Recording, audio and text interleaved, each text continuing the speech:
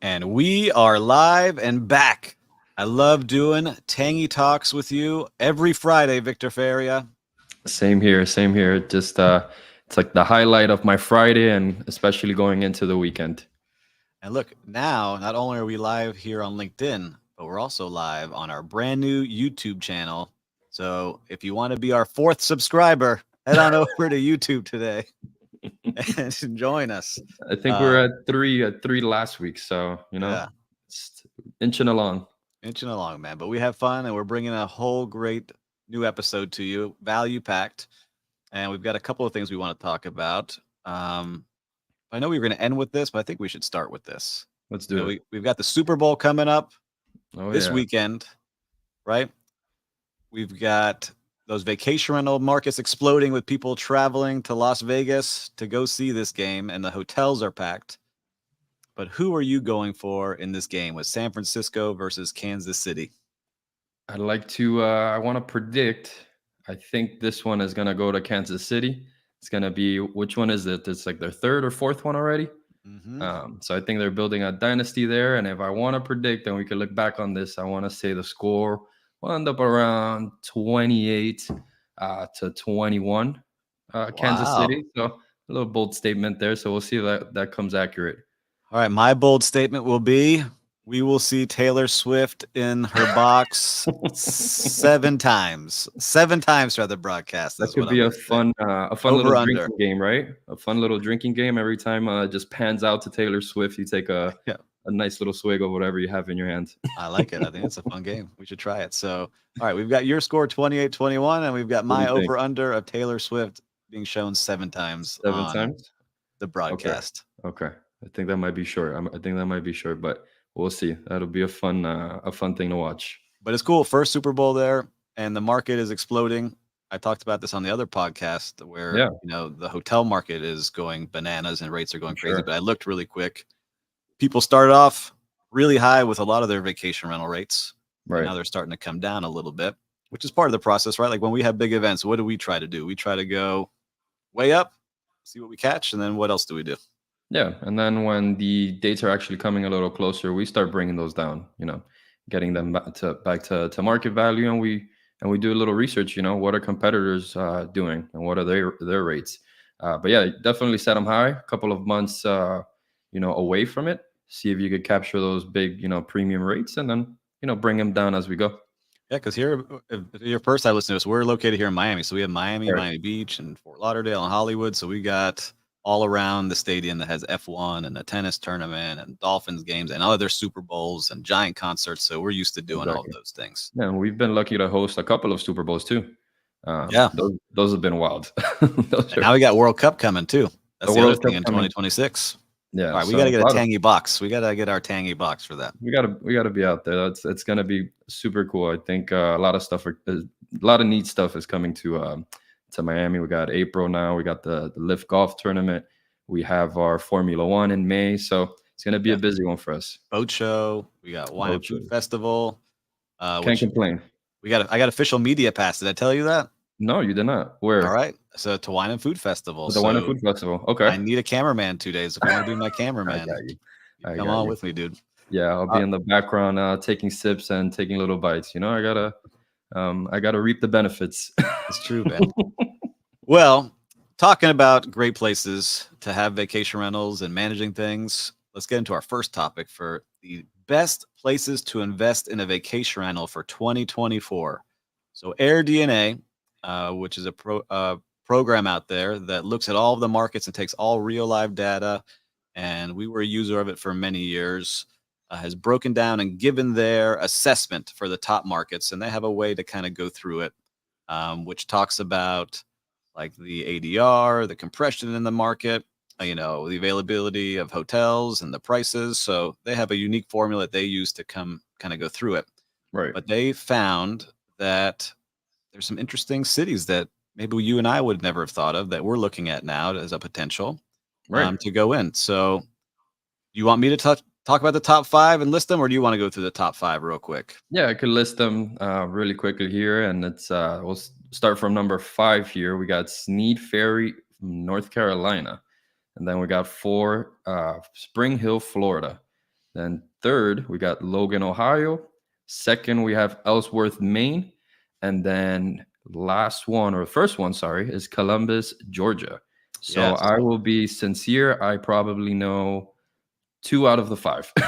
Yeah. And what they're saying is, so listeners, the reason they're picking these as them is that it is a market that still has strong demand because it's Right. not filled with hotels. And a lot of the things that people want to go see in those markets are national parks, like in Columbus, Georgia. They've got the longest urban whitewater course in the country. And there's not many places to be able to stay to go enjoy it. So vacation rentals are popping up for people to be able to go there and enjoy that. And Right. also the requirements to get a permit for the vacation rentals isn't as hard as some cities that we know are ultra hard, right? Right. Um, on this list, they did mention, I think number 25 was Largo, Florida, which Okay. is in the Keys. And you know that Yeah. those are a really hard area to be able to Extremely. get a license. Yeah. Um, so what's cool about this top five, as we talk about Columbus, Georgia, and Ellsworth, Maine, and Logan, Ohio, and Spring Hill, Florida, and Sneads Ferry, North Carolina, is that these, like we said, we don't know these cities, but they're still showing to be a demand where you can build a great vacation rental business if you give great quality service and know how to manage rates. You can do this in places that have some kind of tourist demand, Right. right? And so, Right. what do we tell people when they come to us? Because they come to us all the time with, "Ah, I want to do vacation rental." What do we tell them? Yeah, I mean the first part, I mean, you covered it right there, is on the regulations portion. We could see that when there is transparency and it's black and white, with your regulations, people are attracted to that. It's much easier for them to get their permits and invest in those certain areas. So if you're a city out there and you want to get your Airbnb local market higher, and you're in government and could change these policies, you could see right off the bat, having a good regulation and a good permit process that's black and white will make it appealing for investors. Yeah, because we go into some places, even in our county. We're in Miami-Dade County. We Yeah. also have Howard County and some others, but there's different cities in that county that have different rules, and so Right. there's not like one way to do certain things, which makes it really challenging. But I think Yeah. the other thing to really think about is that you need some kind of attraction. You need something that people are going to want to go to and then need to stay overnight somewhere, Right. right? Because we have people that come to us and they just bought on the wrong side of the highway. There's nothing over there, or they Right. bought in a neighborhood thinking that, all right, I bought this amazing piece of land that people are going to come to all the time, but it's way out in the middle of nowhere, right? So I know you and I have these talks with them, and Right. we look at certain things. And so when we're looking at a potential client coming on, what do you look at when they give us a location? So immediately, I'm looking at the market. I'm running an analysis. You touched on it earlier. There's AirDNA. There's other softwares like Key Data that really do a good job at showing the market and seeing what that certain area is looking for. It's occupancy, annual revenue, as well as the ADR, average daily rate. So those are those three numbers that you should definitely look for, and then also the cap rate. If you are investing, ensuring that the value of the mortgage, you'll be able to cover it with the short term revenue. So that's really important. And I was actually surprised, Steve, that I'm pretty sure like 2 years ago, top five, we had Florida on there more than once. So it was pretty eye opening to see that we only have one area in Florida Yeah, this year. So that that's a tells you little. something as well, right? It shows that, look, we know this market got flooded with vacation rentals, and certain areas got flooded with illegal units. And when I say illegal, like we do things the right way. We go get a permit. We tell our partner, like, you need this permit in place to be able to Right. do it. Right. And some neighborhoods, like if you just go on Airbnb or VRBO right now, as you're listening to us, not while you're driving, but pause this and look, is you can search any city that you're in. Just do a quick search of how many people are around you doing this and look at their prices and their reviews and see if you think that you could compete, because this is a competition. This is not getting in here and think you're going to print money. Like there's some people Exactly. that rent out a bedroom just for some extra cash, but if you really are investing in this, you got to be doing it the right way and know there's other people out there that want the same market share. So if you come into our cities, you're competing against me and Victor. You're competing against other companies that are doing this at a top level. So you got to Exactly. be ready. Exactly. Yeah. I mean, we saw those investors come in 2021, paid premium price for those properties, and now as demand stabilizes, they're starting to notice, that it's not an investment that profits enough for them to cover their expenses and their overhead. So that's something definitely you need to look at. And what we always talk about, right? It's bringing in a unique property, bringing an experience that sets you apart from the competitors, and those are the ones that are really outperforming the middle of the road properties, like we always say. Those are the ones that will stay behind. What's your favorite quote about the IKEA, Steve? If you get IKEA furniture, you get IKEA prices. There you go. Right? So, listen, IKEA is great for certain things, so I don't hate on IKEA. You keep I'm just knocking saying, IKEA. we like it. We have some pieces, but you can't furnish the whole place and think that someone's Agreed. going to be excited to be in your place when they look at the pictures and know they saw that bed at IKEA for $80. Agreed. But the other thing too, like I was meeting with an investor yesterday for coffee, and Right. we're just kind of going over it. And this is a hotel investor, and I started telling him our point of view of how we want to really mix both worlds of vacation rental and the best of hotels. Right. And what we're seeing is hotel people don't realize that when we look at vacation rentals to be successful, we don't look at studios. We don't want the studios, really. We don't really want anything that's not at least a 1-bedroom with a kitchenette, because there's no differentiator against hotels. Exactly. And so I have to explain that to people. Even the most experienced hoteliers, they're like, wow, I didn't really realize that's how you look at us. I was like, yeah, because why would you come stay in our studio vacation rental if I could go stay at a hotel for a similar price? Exactly. So, it was interesting to have that talk. And I think if you're listening out here, think about that. If you're looking to invest, don't get sold the dream. Some of these developers are building these new condos everywhere that are short-term rental friendly, but they're all hotel rooms, Basically. right? So how are you going to compete? Exactly. Yeah, it's a big flood of one bedrooms, one bathrooms in the market. And speaking here generally for Miami, and we're seeing that it's really hard to set yourself apart with that. So think of 2 bedrooms, 2 bathrooms, anything over 1 bedroom, 1 bathroom. That's where you set yourself apart. Yeah. And another note, just so you keep this in our mind, that for us to know, Marriott is adding 636,000 hotel rooms in the next year. Yeah. Wow. And Hilton is coming in behind them with like another 500,000 and change. So they're growing 35%, each of them, like in the 30s. So very aggressively. They're getting into more of this extended stay market. Yeah. So people will have more competition. There'll be more places to stay, which is great for travelers. But if you're an operator, just make sure you know where you're going. And these are the top 5 cities. So go back and replay it. Go back to the beginning of this, as we say, go look at these cities because there's some good opportunities there. Yeah, and check out the other, because we saw this article in Business Insider, so they put their top 24. So there's an interesting top 10, and then top 24 is a very interesting list as well. So go check that out. And AirDNA put it out that Business Insider wrote about. So there you go. There you go. We got them all there. You can go to both websites, and we'll put them in the link below here. But like we talked about, some places struggling, right? Yep. And so we've had people that we've tried to help, and they're just not in the right spot. Right. There's another way to do business, right? You don't have to just do short term. Exactly. We're taking some people into long-term rentals, right? And why are we doing that? Yeah, and it's a great segue from the conversation that we were just having. It's being flexible and having that flexibility is key, especially right now in our market where we're seeing the long-term rental value raise, because there is a lot of demand, a lot of people coming from up north, moving down here to Miami. That's pushing, the rental rate a little higher. So we're being flexible. We're offering, all of our clients, all of our owners, the ability to go long-term. And what we're doing is as we know that our busiest 6 months, starts from December, all the way through end of May, June, July. So we're saying, hey, these are our key 6 months.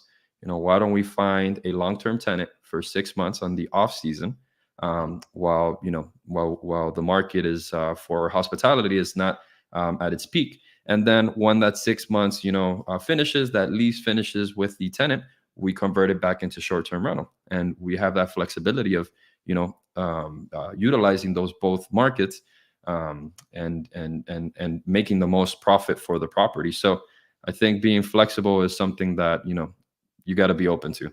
Yep.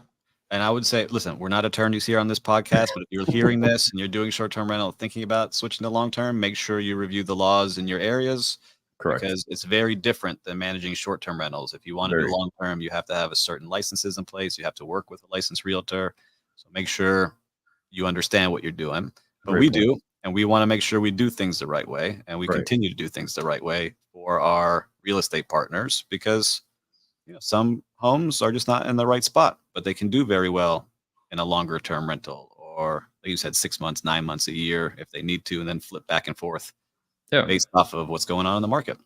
Yeah. And what do we, I mean, we see all the time, Steve. I mean, we've been in hospitality for a long time, and I think we discussed this in our last podcast, but the wave of hospitality, right? I mean, the ups and the downs of hospitality. We've been in the hotel world and now the short-term rental world.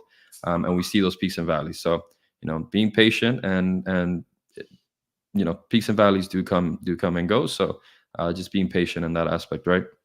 Yeah, like we were just talking on with Sarah Dandashi about this, where she's a big travel influencer. She's on a lot of morning shows talking about travel. Is that it might be skewed, but the American Lodging Hotel Association did a review where travelers are skewing back to hotels because they want to believe in that their standards, they know what they're getting, all of these things. Right. So I think the vacation rental, like we had so many people coming into the market that didn't Yep. know what they were doing, and some people Yep. had some bad experiences, started shifting out. So I'm actually happy about that people have crashed and burned. I never want to wish ill on them, on anyone who's trying to make a living, but they got out of the business. They closed. Their companies went out of business, and now the operators are doing well, are rising to the top. There you go. There you go. So we'll continue seeing that. But we had a question, and I'm just, we started getting questions from people as they've been listening to us, and I just wanted to take it on and see, some strategies here. So this one comes from Carlos in Miami, and he said, what are some steps for converting my short-term rental to a long-term rental? What should I think about differently from the two? So what would you tell Carlos from our hometown of Miami? Yeah, right away, what I'm thinking about is, listing it furnished or unfurnished, and what are the benefits for those two, and looking into that. If you can afford, let's say a family wants to come in long term, they want to bring their furniture for 6 to 9 to 12 months. Then maybe is it worth it to get a storage, leave that furniture in there.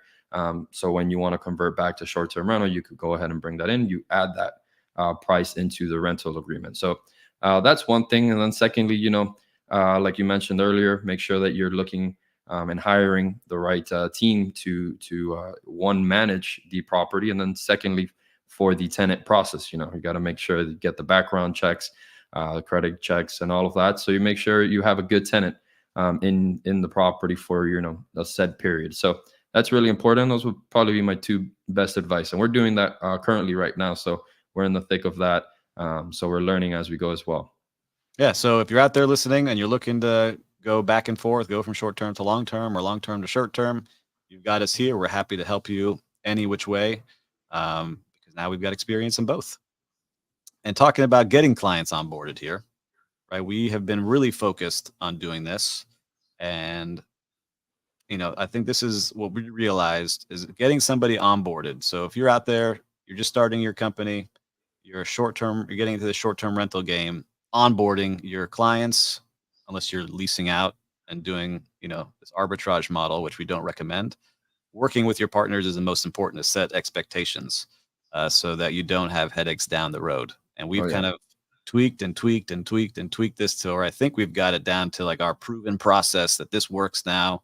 And I'll hate on Victor here for a second. Victor used to call me like, "Oh my God, I didn't explain this, and now they're calling me at midnight about answering this because they're in a different time zone, and we're managing in this country." So this came really from us, trial and error. Like, all right, that we tweaked that. This one worked. So exactly. Why don't you give us the process here?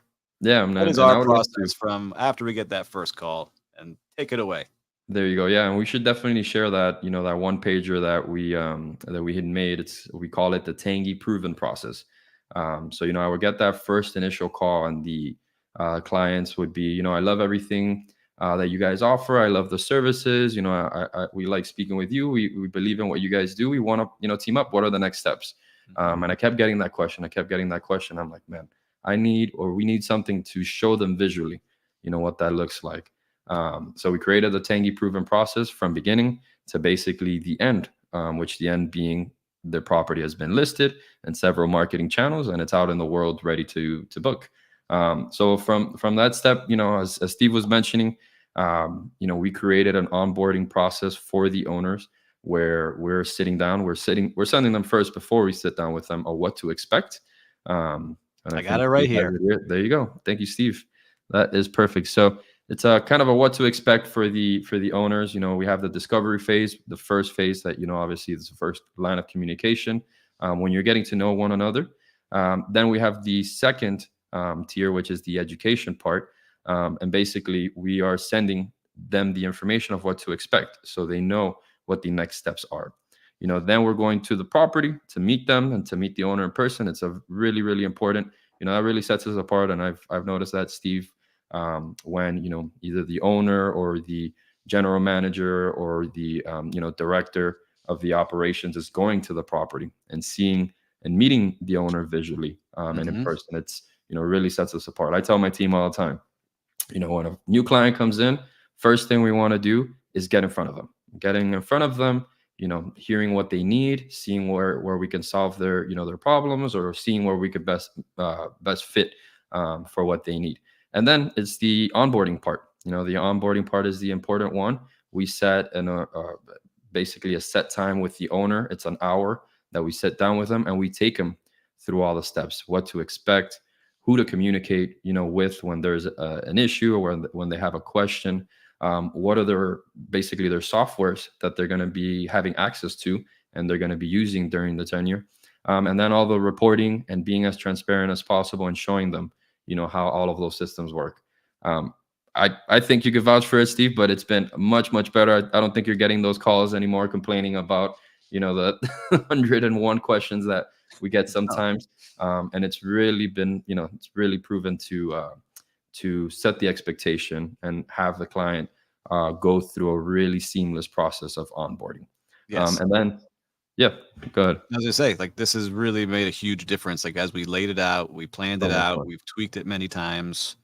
I would get 30-minute phone calls like, wow, what could we just do better? We would go through it. And this was like many, many times over 5 years to the Oh point yeah. where we got this. So if you need help with this, I'm sure Victor and I can help consult with you to get this up and running, because we've done it. We're happy to share it. That's why we're showing it to you now.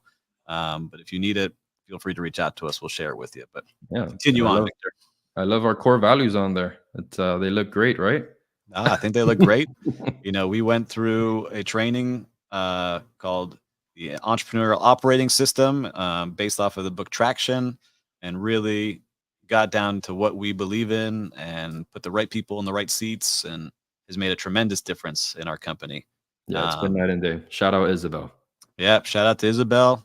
We won't give her last name yet because I don't think she wants us to share till next month. But shout out to Isabel, and we'll give her last name to everybody when she's ready to go.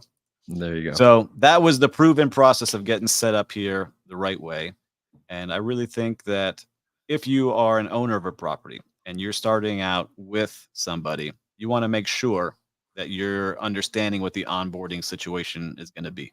Exactly. Because there's a lot of companies out there that will say, well, they're the cheapest and we'll get you up and running fast. And they just throw you up there just to get some more volume. You're not really a true partner. So ask those questions. What is the process of getting onboarded? What do I have access to? We talked about transparency last show. Right. How can I see what's going on? Right. These are things that, if you want to learn more about the transparency part, go back to the previous episode.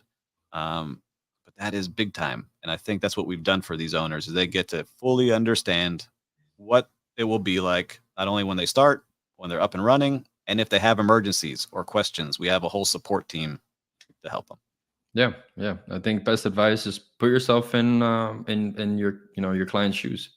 What would you if you're giving your keys up to your property, to your investment, to your life earnings, to a management company, and you're entrusting them to manage the company.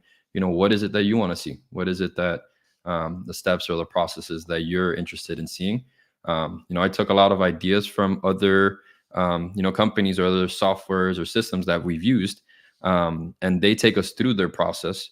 And I've learned a lot from them. So that's a lot of ideas have been taken out. Especially if you're selling to an owner, you're the face of that whole process, and then handing them off to the second person. So I took a lot of ideas from several companies. Shout out Guesty, Breezeway, all of these companies that I've taken some ideas from to create, the Tangy Proven process with your help, Steve.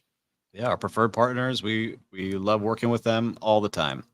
So I think this is a great place to kind of wrap up. We gave a lot of info. We got the top 5 cities to invest in.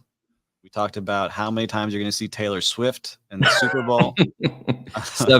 7 over under. We'll make that bet off here. Flexibility going back from short-term rental to long-term rentals. And so if you have questions on that, feel free to reach out to us. And then onboarding. Listen, guys, if you're onboarding a new client, have that plan dialed in, because it's how you start. And if you start off rough, and it just continues on going that way. And you got to put in a lot of effort to make up for it. And let's plug in. Let's not forget February 27th. I think we got a.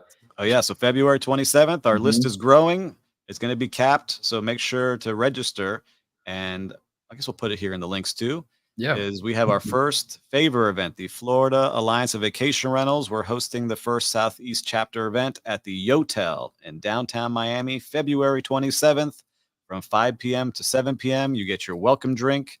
We'll have some light bites there. And we got to thank our sponsor for the event, which is Outdoor Adventures with Ian, who will be there. Yeah. So we're excited to see him there. And for all of you, we hope to see you in person and not just here online. And thank you to Carlos for watching and giving us your question. And if you have any questions, make sure to submit them for the next show. So until next week, make sure to subscribe, like, share this if you got some value. And Victor, I'll see you soon. I won't be seeing you next week. I'll see you in about an hour. There you go. Till next time. Thank you everyone for watching, and happy Friday. Enjoy your weekend and go Kansas City.